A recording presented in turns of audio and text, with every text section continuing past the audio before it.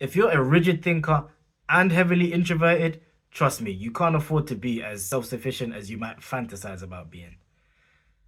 I've spoken about Philo Judaeus on this channel before, who was an Alexandrian Jew about 2,000 years ago. And he was marveling at the fact that the eye sees everything except itself. On that note, here's one of my favorite books, which is The Cultural Background of Personality by Ralph Linton.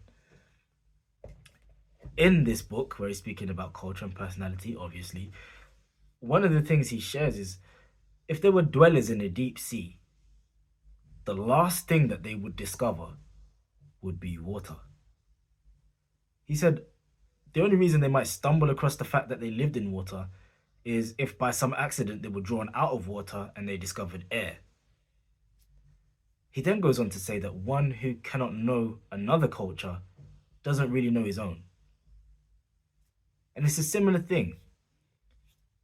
If we can't take on the perspectives of other people, we don't invite that, how can we then really view ourselves?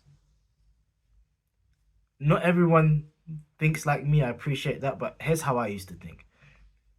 I used to think the world is like this, the people who have what I want are like this, but I don't care to be like them, and I don't think this is how the world should be.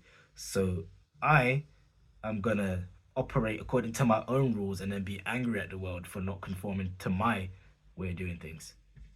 Which is really arrogant when you think about it. And it didn't get me anywhere.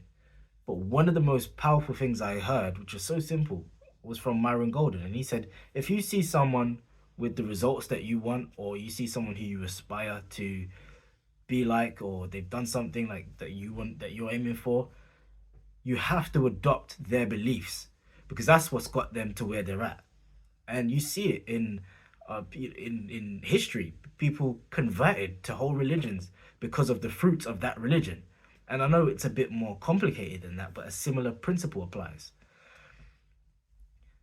On that note, there is actually an exercise to help with this kind of flexibility of personality and to strengthen those areas where we might be lacking in, or our blind spots, if you will. I'll save that for another video, so stay tuned.